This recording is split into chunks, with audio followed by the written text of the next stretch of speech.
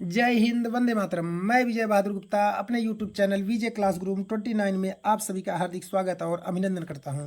तो चलते हैं, हम टॉप 15 पेडागोजी प्रश्न को लेकर चलते हैं, जो कि आपका प्रश्न 106 से 120 तक के हैं। तो चलते हैं प्रश्न नंबर 106 को लेकर। तो प्राथमिक स्तर पर हिंदी भाषा सिखाने का सबसे अधिक जरूरी है। कह रहा है कि जब बच्चे प्राथमिक स्तर पर हैं तो उनको हिंदी भाषा सिखाने के लिए सबसे अधिक जरूरी क्या होना चाहिए? भाषा शिक्षक का ज्ञान, भाषा शिक्षक का भाषा ज्ञान होना चाहिए, मतलब जो शिक्षक भाषा जानते हैं वह होना चाहिए। या कक्षा में रंगीन पाठ्य पुस्तकें, मतलब कक्षा में जो उनकी किताबें हो रंगीन हो, सबसे अच्छा यह होगा। या कक्षा में प्रिंट समृद्ध परिवेश होना चाहिए। या कक्षा में लिखित लिखित आकलन होना चाहिए। तो बच्चे छोटे हैं तो उनका जो परिवेश हो, तो मतलब उनके अनुकूल हो, रंग बिरंगा हो, तो आपका ऑप्शन क्या बन जाएगा? इसमें आप जान ही गए हैं, तीसरा। तो चलते हैं प्रश्न नंबर 107 की तरफ। कराए बच्चे बोलचाल की भाषा का अनुभव लेकर विद्यालय आते हैं, इसका निहितार्थ है कि, मतलब कहने का है कि बच्चे जो भाषा अपने साथ अनुभव लेकर आते हैं, उसका क्या मतलब है? बच्चों को बोलचाल की भाषा न सिखाई जाए, यह होना चाहिए। या बच्चों को बोलचाल की भाषा को सुधारा जाए। या फिर बच्चों के भाषाई अनुभव का उचित प्रयोग किया जाए। या बच्चों को के भाषाई अनुभव को कक्षा के बाहर रखा जाए। बच्चे जो भाषा लेकर आते हैं तो बच्चों को क्या किया जाए? उसी भाषा का ज़्यादा प्रयोग किया जाए। उनके अनुभव क्या किया जाए? उचित प्रयोग किया जाए। तो ऑप्शन आपका इसमें क्या बन जाएगा? तीसरा हो जाएगा। चलते हैं प्रश्न नंबर 108 की तरफ। भाषा सीखने सिखाने में आप किससे सबसे अधिक महत्वपूर्ण मानते हैं? कह रहा है भाषा सीखने और सिखाने में सबसे अधिक महत्वपूर्ण आपका क्या होगा? संज्ञानात्मक विकास होगा, सामाजिक अंतःक्रिया होगा, दृश्य श्रव्य सामग्री होगा, बाल साहित्य होगा। तो भाषा सीखने सिखाने में सबसे अधिक जो महत्वपूर्ण हो जाएगा प्यारे भाइयों, वह सामाजिक अंतःक्रिया हो जाएगा। चलते हैं प्रश्न नंबर हम 109 की तरफ। तो प्रश्न नंबर 109 क्या कह रहा है मेरे प्यारे भाइयों बहनों, कि हिंदी भाषा शिक्षक का यह प्रयास होना चाहिए कि वे हिंदी भाषा शिक्षक का क्या प्रयास होना चाहिए? बच्चों की भाषा संबंधी सहज रचना शक्ति को बढ़ने के अवसर दें, यह प्रयास होना चाहिए या उनका। या फिर होना चाहिए कि बच्चों की मातृभाषा के स्थान पर हिंदी भाषा को ही स्थान दें। या फिर बच्चों द्वारा भाषा का प्रयोग करने के लिए अवसर दें, बच्चों द्वारा मानक भाषा का प्रयोग करने का अवसर दें।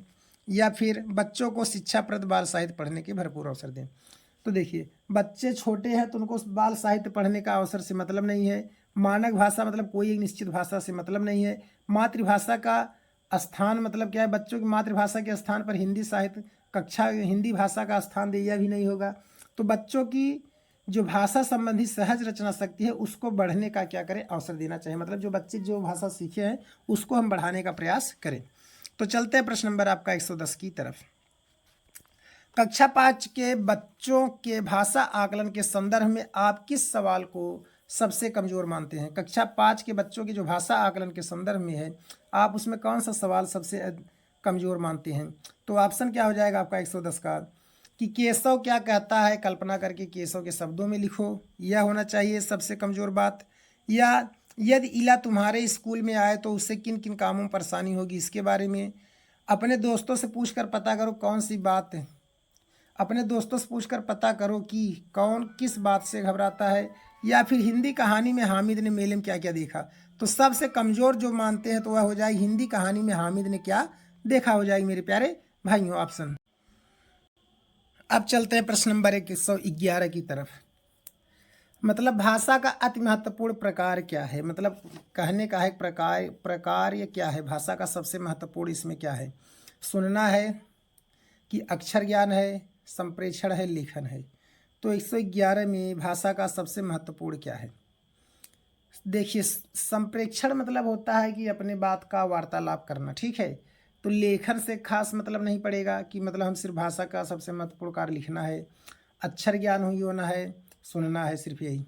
मतलब हम एक दूसरे से वार्तालाप भी कर सके, यह सबसे महत्वपूर्ण कार्य होगा। चलते हैं प्रश्न नंबर 112 की तरफ। प्रश्न 112 क्या कह रहा है प्यारे भाइयों, कि सुनने और लिखने कुशलता का आकलन करने का सबसे अच्छा तरीका है। सुनने और लिखने की कुशलता का आकलन का सबसे अच्छा तरीका क्या है? कविता सुनना और शब्दशः लिखना, यह होगा।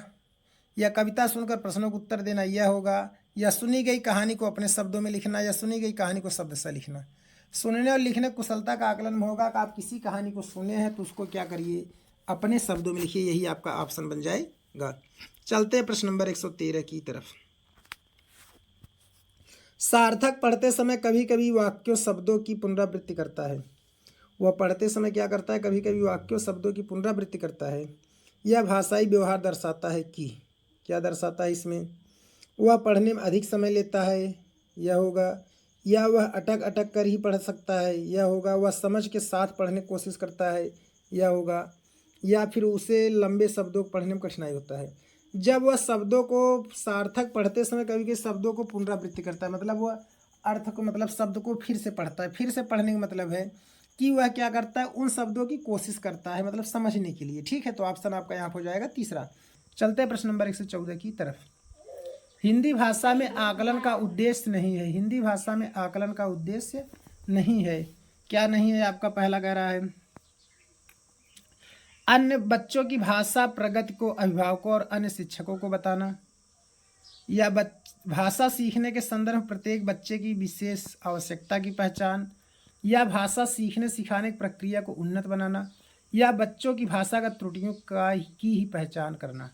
तो क्या है इसमें आपका भाषा आकलन का उद्देश्य जो नहीं होगा, तो इसमें चौथा ऑप्शन बन जाएगा बच्चों की भाषागत त्रुटियों की पहचान करना। चलते हैं प्रश्न नंबर आपका 115 की तरफ। करा आपके परिवार से, आपके विचार से प्राथमिक स्तर पर उत्कृष्ट लेखन का उदाहरण है।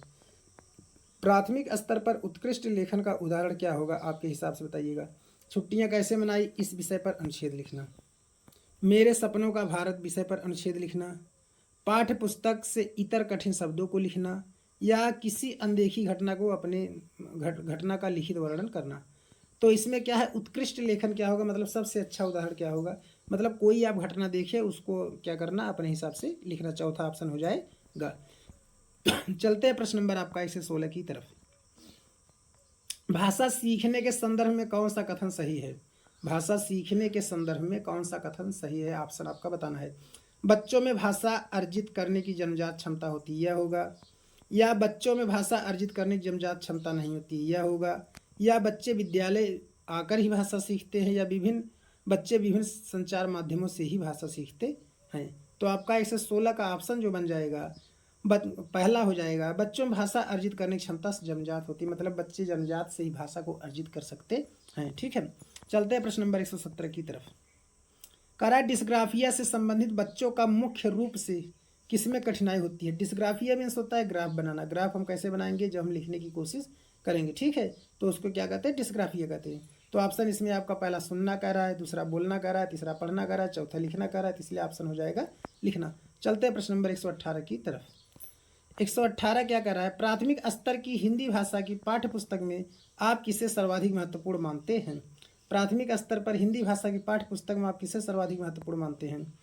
तो हो जाएगा ऑप्शन बहुत प्रसिद्ध लेखकों की प्रसिद्ध रचनाएं, नैतिक मूल्यों वाली कहानी कविताएं, बहुतायत में दिए गए अभ्यास कार्य, हिंदी भाषा को विविध रूप से देने वाली रचनाएं। तो इसमें क्या हो जाएगा, सबसे जो महत्वपूर्ण आपका शब्द हो जाएगा वो चौथा हो जाएगा, हिंदी भाषा को विविध रूप देने वाली रचनाएं। चलते हैं प्रश्न नंबर 119 की तरफ। कराए बहुभाषिक कक्षा में बच्चों की भाषाएं। बहुभाषिक कक्षा में बच्चों की भाषाएं क्या हैं, संसाधन के रूप में कार्य कर सकती हैं, शिक्षक के लिए बेहद जटिल चुनौती हैं, या फिर आपका आकलन की प्रक्रिया को बाधित करती हैं, या फिर कह रहा है भाषा सीखने की प्रक्रिया को बाधित करती हैं। तो बहुभाषिक कक्षा बच्चों की जो भाषाएं होती हैं, मतलब जब हम बहुत से भाषा जिसमें बच्चे बोलते हैं, तो सब भाषा किसका कार्य करते हैं, संसाधन के रूप में कार्य करते हैं, मतलब हर कोई सीखते हैं। चलते हैं प्रश्न नंबर 120 की तरफ। भाषा सीखने और भाषा अर्जित करने में अंतर का मुख्य आधार क्या है। भाषा सीखने और भाषा अर्जित करने के में मुख्य अंतर क्या है। भाषा की पाठ्यपुस्तक है, भाषा का लिखित आकलन है, या भाषा का उपलब्ध परिवेश है, या भाषा की जटिलताएं हैं। तो भाषा सीखने और अर्जित करने में जो अंतर होगा वो आपका तीसरा बन जाएगा, भाषा की उपलब्ध परिवेश हो जाएगा। तो अगर आपको हमारा वीडियो अच्छा लगे तो हमारे चैनल को सब्सक्राइब, वीडियो को लाइक शेयर कमेंट जरूर करें। ओके, जय हिंद।